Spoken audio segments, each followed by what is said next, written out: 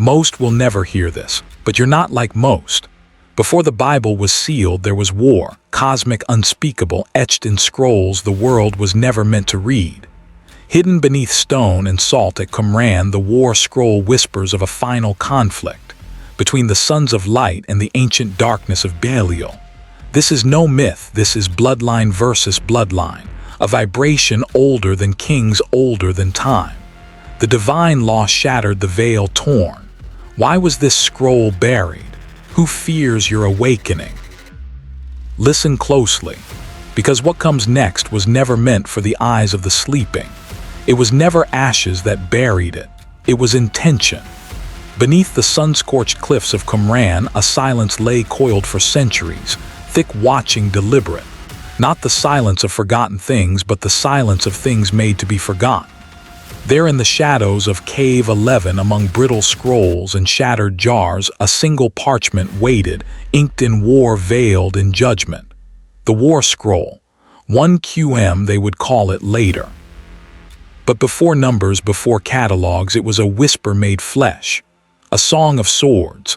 A prophecy too volatile for temple halls. Not a parable, not poetry, but a liturgy of blood. This was not the gentle scripture stroked into memory by candlelight. It was warfare declared in heaven's court. 11 columns of Hebrew lines, each one a rallying cry for the sons of light in their battle against the sons of darkness.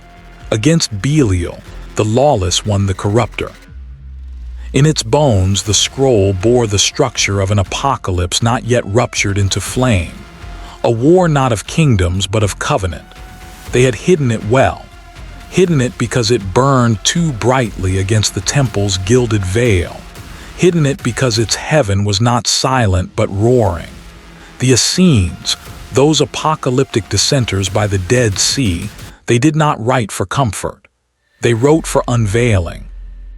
Flavius Josephus, the Roman Jewish historian of the 1st century, spoke of them obliquely, of their purifications, their communal discipline, their retreat from the corrupted priesthood. But he did not mention the war scroll. He could not. Some silences are deeper than the grave, deeper than empire. This was not lost. It was sealed, preserved like a heartbeat beneath stone, like vibration frozen in clay. It waited, not in ignorance, but in covenant. It waited for alignment.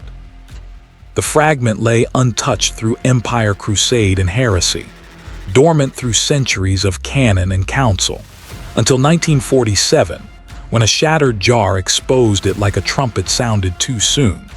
The dust did not just fall from parchment. It fell from memory, from amnesia engineered across empires, from the long hypnosis of official history. Why did they conceal a war written in liturgical lines? Why in a world of Rome and ritual did a covenant army find its place only in exile?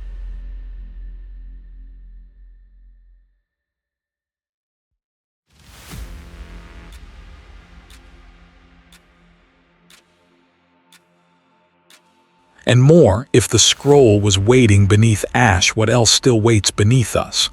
What archives sing beneath catacombs? What voices press through stone, aching to burn through our sleep? And who among us is born already enlisted?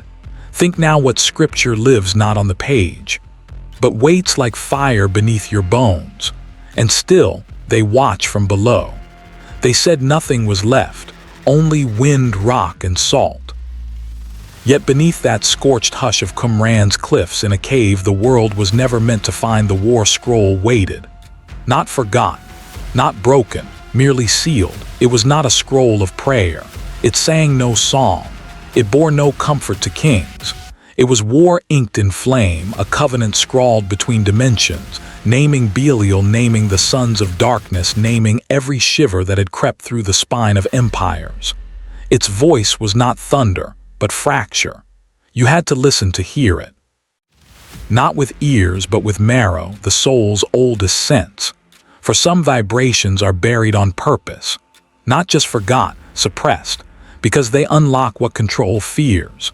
When Bedouin shepherds stumbled into Cave 1 in 1947, they did not unearth parchment, they released a prophecy.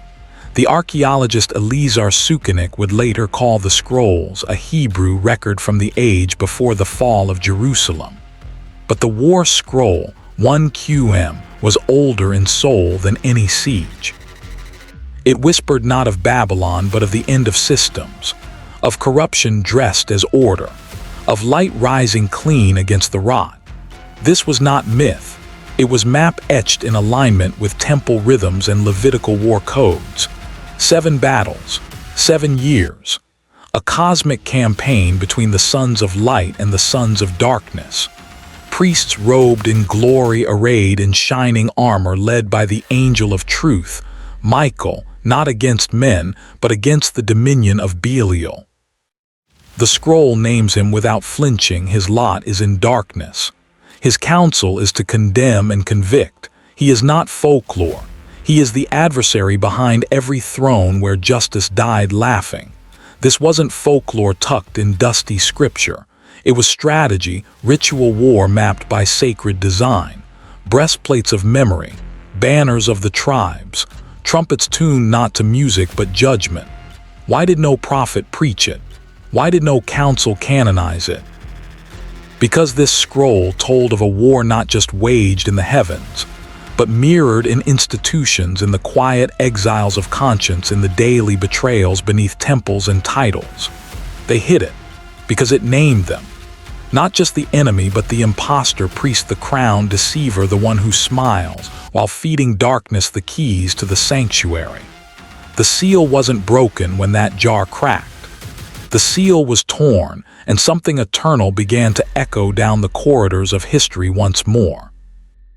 A resonance older than language, older than nation, summoning the buried lineage of memory. So I ask you now, if Scripture wages silence against Belial, what has your silence served? Who benefits from your forgetting? Because this scroll was never about ancient war. It was about the war becoming, and the fire you were always meant to carry, and still, they watch from below. They didn't erase the truth. They buried it beneath belief. Among the caves of Qumran, in the leather-bound marrow of forgotten scripture, lay a covenant written not in peace, but in shadow, not a psalm of praise, not a law of mercy, but a war cry etched in silence and sealed in dust. This was the war scroll. MIL letter 1E25, a M, a T ha Beni, or Al Beni letter 1E25, OSHEKH. The war of the sons of light against the sons of darkness. It shivered in secrecy beneath centuries of ash and wind. Not lost by time, but hidden by hands that feared its fire. A parchment echo sealed in jar and cave. Its words hummed with vibration, like corded thunder just below hearing. You do not read it. You remember it. It was no prophecy for polite worship. It spoke of a reckoning, a cataclysm between worlds. In column after column, the scroll unfolded a supernatural campaign, priestly ranks and angelic infantry, spears of fire, and 7 decisive battles destined to purge the age. The enemy, Belial, arch-destroyer, adversary of the eternal law, commander of twisted hierarchies. Within the Essene community, the likely scribes of this scroll, Belial was no poetic abstraction. He was the anti-covenant, the negative print of holiness. As mentioned in the community rule, another Dead Sea fragment, he rules over the children of wickedness. He seduces, divides, corrupts, and the war as described would not be fought in days or decades, but across the expanse of history as battlefield. Even in silence, the scroll radiated urgency. Its ink faded, but its spark intact. A sacred encryption written not to be understood immediately, but to recognize you when your soul stirred. This isn't the apocalyptic theater we find in Revelation or Daniel, where symbolism hides meaning behind beasts and trumpets. No, in the war scroll the veil is lifted, not woven. Warfare explodes in brutal clarity. God's army is numbered. The trumpets are counted 7 for assembly, 4 for pursuit, 1 for ambush. Every tactic is laid bare, not to thrill but to prepare, to awaken those destined to stand. And yet, It was denied the candlelight of canon, omitted, locked behind theological sanitation, not by accident but by design. The war scroll held too much voltage, too much clarity, too much danger, because if this war was real, if it was written as covenant, what then of peace? What if holiness was always at war, and deeper still? What does that make you? Because the scroll still waits, not behind glass but inside remembrance. And still, they watch from below. They speak of angels who sing, but this scroll named warriors who fight. Buried in the shattered hills of Qumran, wrapped not in gold, but in dust, linen, and silence, the war scroll waited. Not a tale, not a parable, a battle plan. MIL letter 1E25 a M a T ha Beni or Al Beni letter 1E25 OSHEKH, the war of the sons of light against the sons of darkness.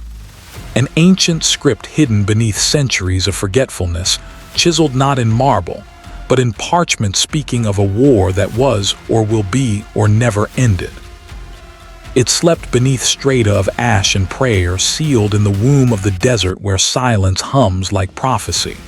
It waited through empire and exile while kingdoms rose and scriptures were redacted.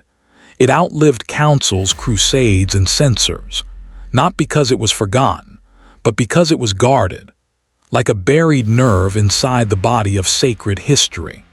Found among the Dead Sea Scrolls in Cave 1, this relic was not preserved for poetry. It was an arsenal of apocalypse. Column by column, it outlines the tactics, the days of battle, the sacred trumpets and banners, as if Israel still awaited, not a Messiah but a military commander. 7 battles, angelic hosts, an age-old enemy named Belial. This was no allegory. This was mobilization. The scroll opens on lines too precise for myth. It assigns roles: high priests for sanctification, judges for justice, Levites for might. Priests blast trumpets. Armies are arranged 12 per side. This echoes Exodus 12, the tribes align again for a second deliverance. But here they battle forces darker than Pharaoh. The sons of darkness led by Belial, a name dripping with inverted covenant. Known also from Second Temple literature, and the Book of Jubilees, Belial was more than evil. He was systemic chaos, corruption incarnate. But here is the heresy wrapped in revelation. God is not alone in this battle. The scroll unveils angelic captains, Michael, Prince of Light. It speaks of an army hidden from human eye. The host of light, not metaphors but a celestial militia. Their adversaries are not men but ideologies made flesh. As the war scroll says, the mighty hand of God shall strike Belial until the annihilation of wickedness. This was not just buried, it was silenced with purpose. Not just dusted over but exiled like prophecy, quarantined. Who believed enough to write these words, but feared enough to bury them?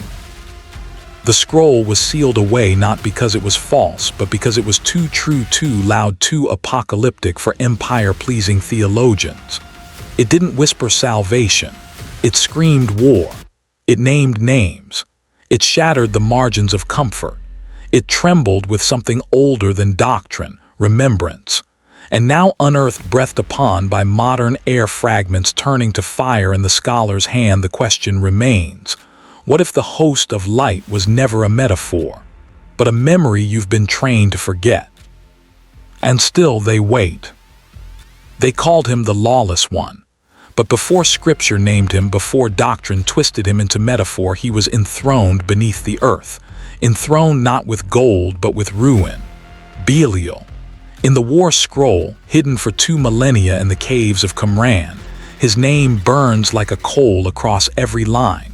Not merely a symbol, not merely a shadow, but a commander, an ancient throne bearer of inversion. This was no ghost story, no parable veiled in poetry. In 1QM, the scroll of the war of the sons of light against the sons of darkness, Belial isn't just mentioned. He is named as the prince of the dominion of wickedness. The sons of darkness march under his command, bearing banners defiled with blood and blasphemy. He is no metaphor for sin. He is the war general of the end, the great archon of chaos. And his throne, not in heaven, not in Sheol, but somewhere deeper, a seat beneath the structures of memory, a throne beneath your feet. He waits in a silence too long to measure, not death, but suppression, not just a flood, but an intentional silencing where names were buried like bones and languages were torn from tongues. Like the watchers in chains, like the tablets shattered by smoke, Belial was bound, not vanquished, folded into stone, encased in ritual, hidden just deep enough to be forgotten and still felt. The War Scroll outlines the confrontation in vivid, almost militaristic detail.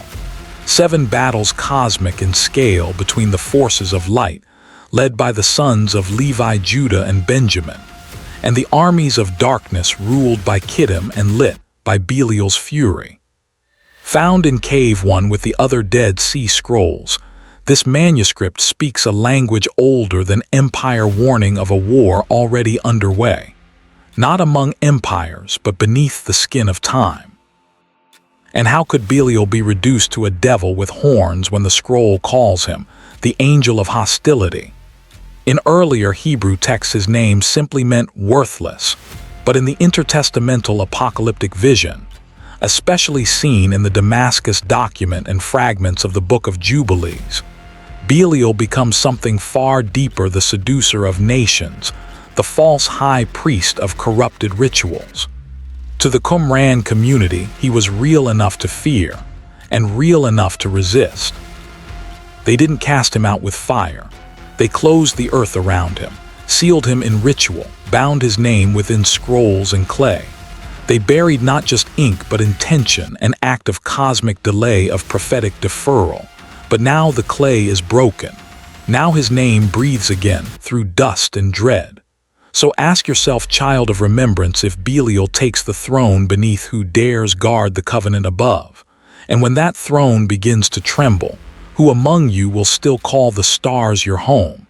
And still, they watch from below. Listen, before flame touched flesh, before prophets wept in caves, before the ink even dried under desert hush, a prophecy went missing, not lost, not forgotten, buried beneath centuries of silence, beneath Rome's marble feet and cannon's cold decree. Scroll, a war scroll, not of metaphor but of marching orders, etched by hands waiting for stars to align and trumpets to shatter sleep. Not sealed in bronze, not guarded by kings, hidden beneath ash as if the earth herself conspired to keep it sacred. It lay beneath echo, beneath exile, beneath every silence that was never questioned. Not just a flood, but an intentional silencing, a cosmic gag order. In Cave 1 at Qumran 1947 it surfaced, tangled in linen, sealed by dust. Fragmented, yes, but unbroken in spirit.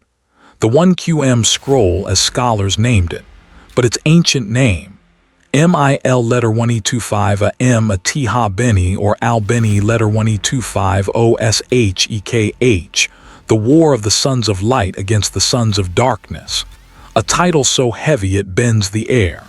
This wasn't poetry, this was planning. 11 columns of divine logistics for 7 battles over 40 years against Belial, the lawless one. Belial, who in the testament of the 12 patriarchs is called the spawn of lawlessness, one who tempteth men to sin. He is no metaphor. He is an empire in disguise, a shadow seat of power built not on swords but on forgetfulness. The War Scroll names tribes by fate, priests by duty, trumpets by sound, standards by flame. It lists heavenly banners, angelic divisions, and the exact day judgment would begin on the 1st of the 7th month, aligned with Yom Teruah, Feast of Trumpets. A holy convocation, not for mysticism, for war.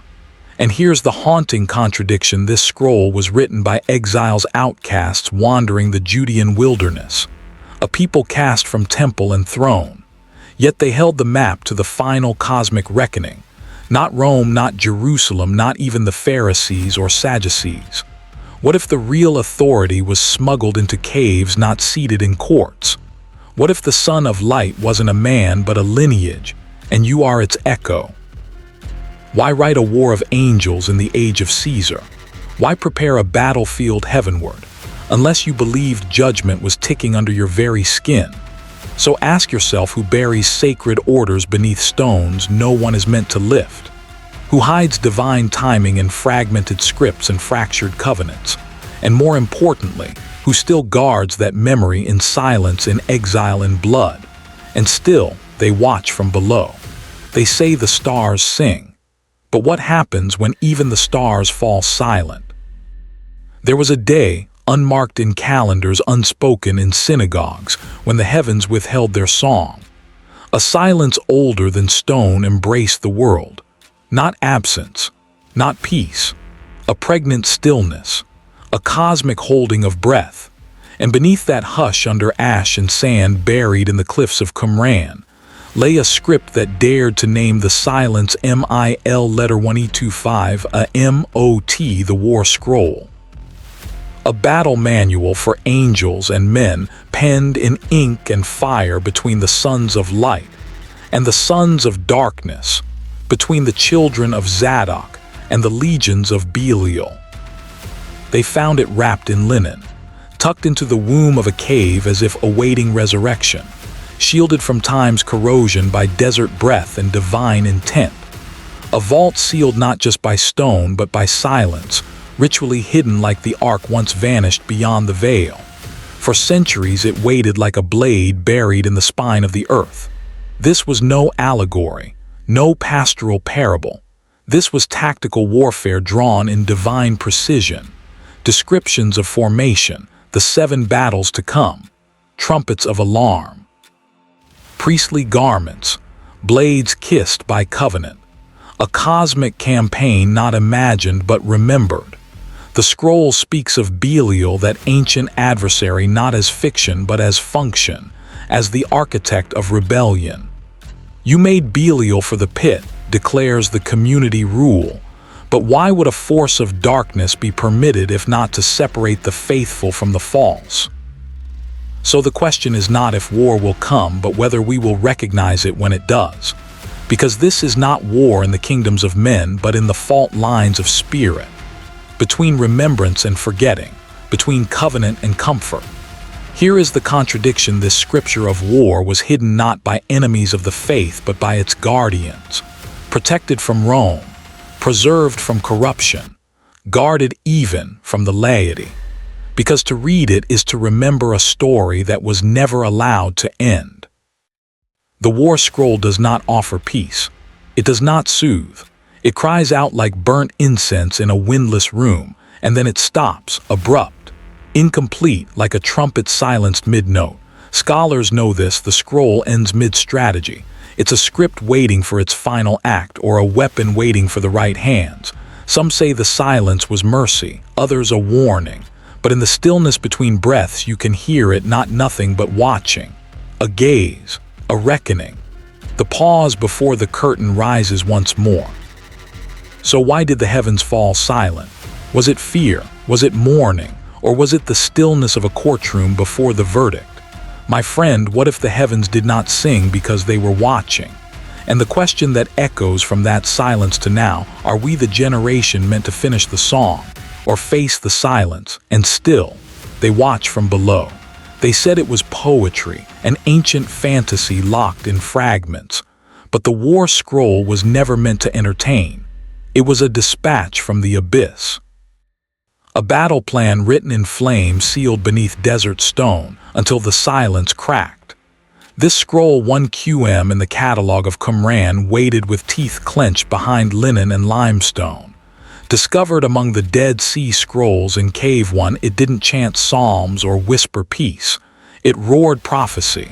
It named the enemy. And it stood as proof that the world was always a field of war wearing the mask of order. It didn't sleep. It listened. The parchment absorbed centuries of wind and weeping grit and forgotten footsteps, hidden not just beneath clay but beneath command. Not merely lost to time, buried by decree. This was no accidental forgetting. It was a quarantine of vision, a silence thick with design. In its verses, there's no mild messiah. We find instead militant angels, 7 battles against Belial's forces, and a final clash between the sons of light and the sons of darkness. This is Revelation rewritten. It predates that vision. The war scroll belongs to the Second Temple period, its language aligned with Essene ritual and apocalyptic urgency. This was no metaphor. This was mobilization. Scholar Yigal Yadin, who first studied the scroll in its broken forms, said this was a manual, almost liturgical in its calligraphy, for an actual campaign. It prescribed formations, weaponry, priestly roles. But what stirs the spirit isn't just the detail. It's the implication that celestial war bleeds into history, that unseen armies surround us, structured, assigned, and waiting. The text names Belial as the general of darkness, a name already echoed in the Hebrew Bible, later amplified in intertestamental works like the Testament of the 12 Patriarchs, where Belial becomes the prince of lawlessness. Not a metaphor, an intelligence, an empire of inversion. We are told the sons of light would come from Levi, Judah, and Benjamin, tribes selected not for lineage alone but for memory. They are the ones who did not forget, the ones whose rituals once aligned with heaven's measure. And from the shadows, the inheritors of Belial, Edomites, Ammonites, Philistines, a confederation of the ancient adversaries reimagined as eternal archetypes. This is more than ancient geopolitics. It is myth reclaiming its muscle, earthly names for spiritual alignments. Coordinates of spirit hidden in the cartography of empire. But if these armies were drawn long ago, where are they now? Are they fighting unseen, or simply waiting for the alarm to be sounded by one soul who still remembers the call? Because the scroll never said if the war would come, it said when. And still they watch from below. A war was written, not in ink but in silence, buried not when it was forgotten but when it was feared. They call it MIL letter 1E25, a M, a T ha Beni, or Al Beni letter 1E25, OSHEKH, the war of the sons of light against the sons of darkness. A scroll not meant to be sung in temple liturgies or debated in synagogue courts. No, this one thundered beneath stone, guarded by sand, hidden when kingdoms fell and empires rose. Its voice only returning with the whisper of desert wind through broken jars. Discovered among the Dead Sea Scrolls in Cave 1 at Qumran in 1947, labeled as 1QM, the War Scroll tells of an apocalyptic reckoning. A final conflict, not symbolic, not poetic. Real, structured, militarized, with units and formations, spear and flame, angel and adversary. This wasn't written to entertain or console. It was strategy, coordinates carved into parchment. The Essenes, those desert mystics of Qumran, kept this among their holiest secrets, separate from the Torah scrolls, reserved for the inner initiated, for those who understood what Belial was. The scroll names Belial directly, a figure not metaphorical but militaristic, the enemy general, the lord of chaos. In later Jewish tradition, he becomes a personification of lawlessness, as in the Testament of the 12 Patriarchs and fragments of the Book of Jubilees. But in Qumran's vision, he was more than that. He was coming, and the sons of light were told to prepare. Who were these sons of light? Warriors, priests, the remnant. And they stood not just against foreign armies but cosmic corruption. They waited not for deliverance, but for initiation into the war to end all memory. The scroll slumbered beneath centuries of sand and suppression, not just hidden, entombed, not lost, locked, as if the earth itself was made a vault sealing away frequencies too dangerous for unclean time, a silence braided into stone. But the question is not why it was written. The question is, why now does it resurface? Why does a scroll sealed away for over 2 millennia begin whispering again, just as the modern world fractures in spirit and alignment? Why does the boundary once thick between heaven and earth now tremble thin? And if they buried battle plans, what does that say about the war already unfolding unseen? The veil between worlds was never torn by chance. It was frayed by design, and still they watch from below. When the sands first covered it, they didn't forget. They conspired, buried not by time but by trembling hands who feared what they beheld, the war scroll, a document soaked in silence. Not legend, not liturgy, but a declaration. A reckoning wrapped in decayed linen left to rot beneath stone where even the air dared not whisper its name. 11Q War. That is its echo in modern code, but in the caves of Qumran it was a cry locked in salt and shadow. Found with the Dead Sea Scrolls in 1947 but never truly revealed. Not publicly, not fully, because it remembered what we were trained to forget. This scroll didn't sing of peace. It thundered of total war, between the sons of light and the sons of darkness, between angelic hosts and the children of Belial, that ancient adversary whose name coils through the Hebrew scriptures like smoke without flame. Belial, first mentioned in Deuteronomy 13:13, the lawless one, the unmaker.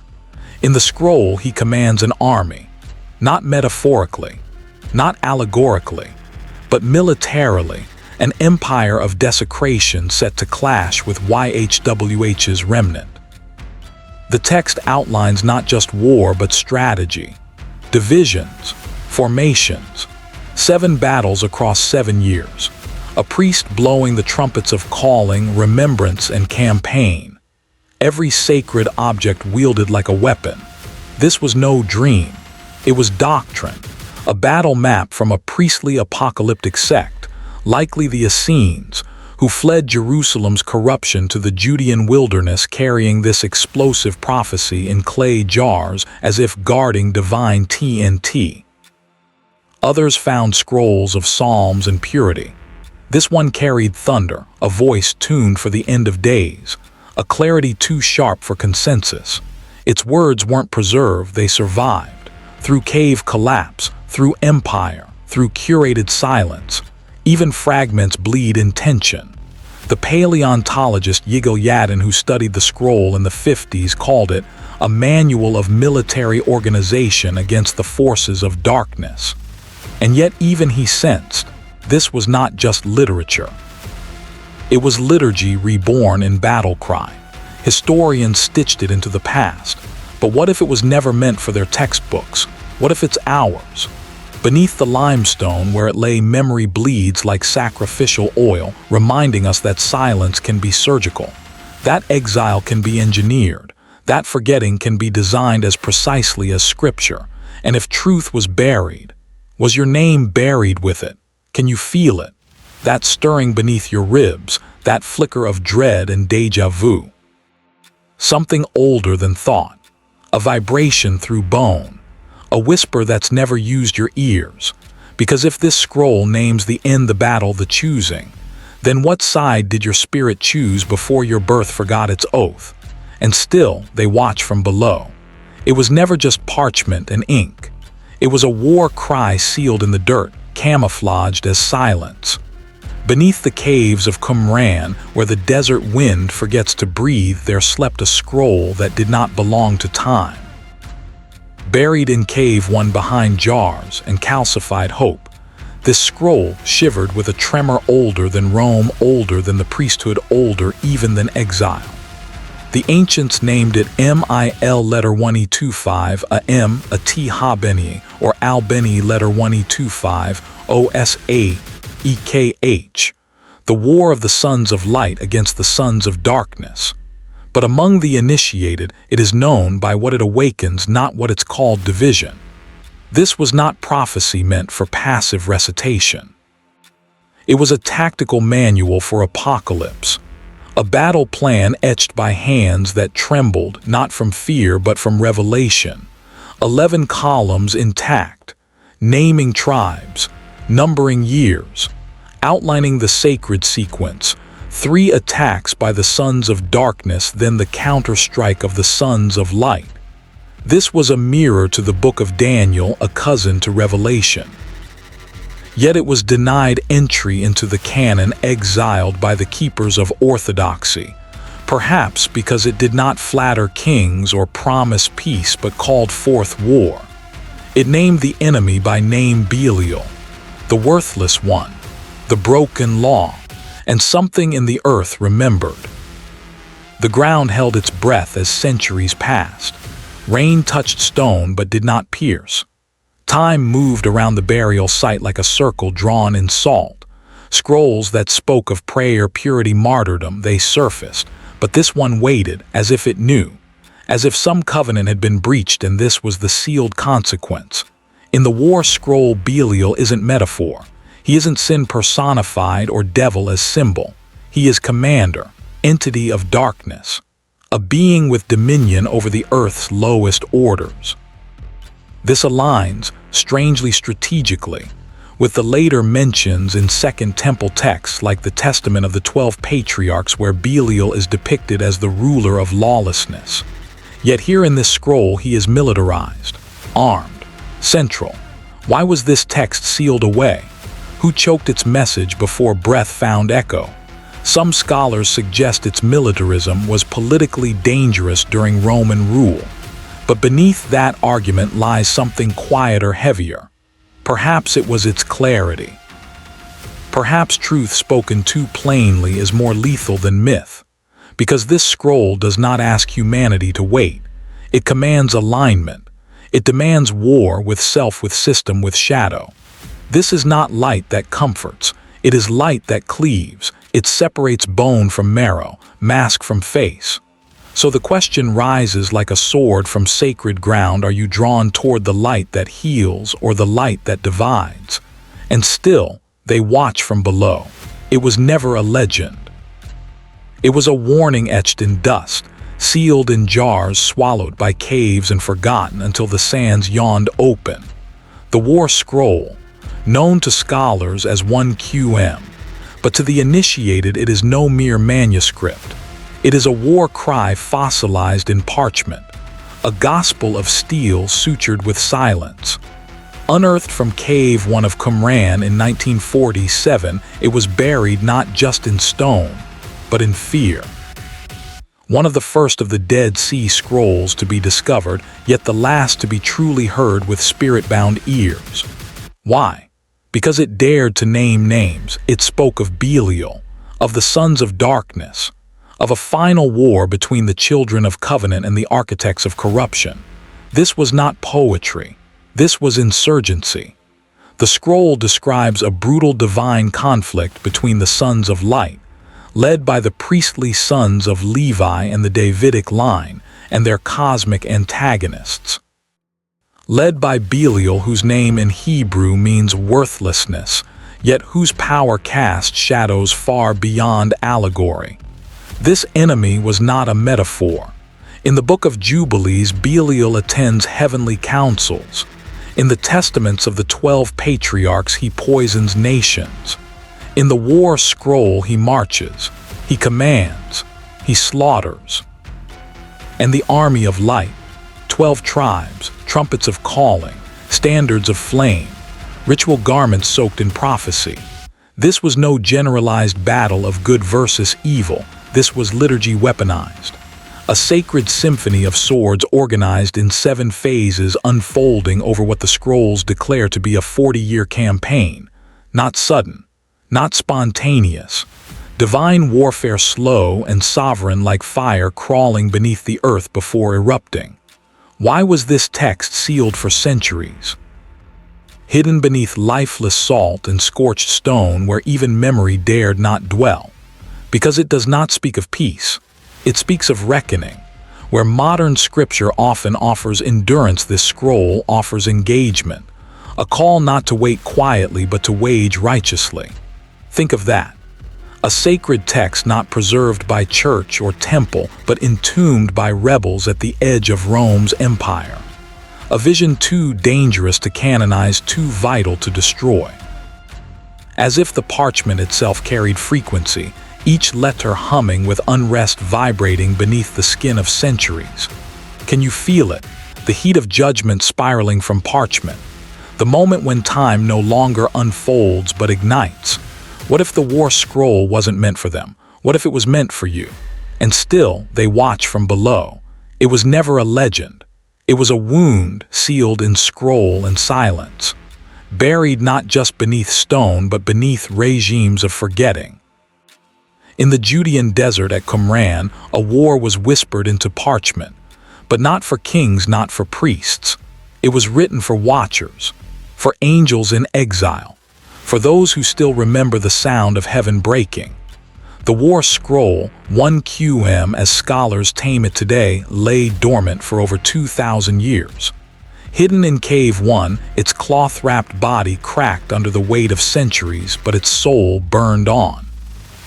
Echoing with the footsteps of forces, unseen, names unspoken, it is a script of celestial revolt, the sons of light rising against the sons of darkness. A blueprint of apocalypse. A battlefield drawn before history dared dream of empires. Let the silence of sand not deceive you.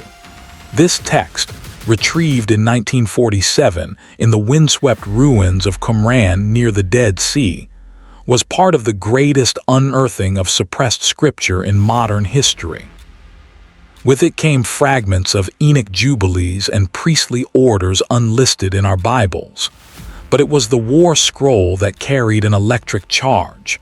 Within it, Belial is not symbolic, he is commander, an adversary of cosmic authority.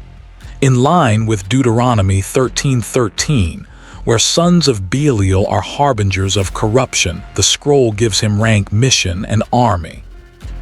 And Michael, the Archangel, is not invoked as metaphor but named as general, the Prince of Light. His sword not sheathed in mystery but drawn in strategy. The scroll details formations, trumpets, banners of gold and white, rituals of purification before battle invoking holy names as weapons. Each pattern, each sequence calls to a deeper order, as if the war has rhythms older than language codified in vibration. This is no metaphor, no mere allegory. The text declares this war is not a test of faith, it is faith. 7 battles over 35 years led by Michael, Prince of Light. And yet no ending is written, no triumph etched, only a call to vigilance. A silence where final victory should be. Why was it buried? Not burned, not debated, but hidden. To read this scroll is to trespass into divine memory. It reopens the question the canon tried to close: what if the great war of the heavens never ended? What if the angels who mourned their own rebellion still weep beside us? And what if the scroll was not written for history, but for now? Can you hear it, the echo of wings, folded not broken, and still they watch from below? It begins with a murmur in desert silence. A scroll sealed in ash, breathless and bound, forgotten on purpose, not by time but by decree. Hidden in the caves of Qumran, somewhere beyond the threshold of empire and exile, it waited. The war scroll, not a parable, not poetry. A tactical manual for the end of the age. While kingdoms bowed to Rome and temples crumbled in the shadow of Herod, this relic of rebellion whispered across the centuries. But not all ears were deaf. Not every bloodline forgot.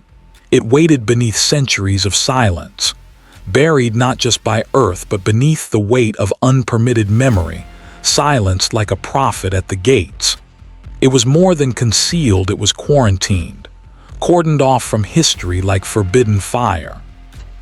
The scroll bore another name, once MIL letter 1E25, a M, a T Ha Beni or Albeni letter 1E25 OSHEKH, the war of the sons of light against the sons of darkness, sealed with curses soaked in prophecy. It was no solitary cry. It echoed the apocalyptic dreams scattered through the book of Daniel, where heavenly princes wrestled above empires and Michael, guardian of Israel, stood against the shadow. This was not allegory.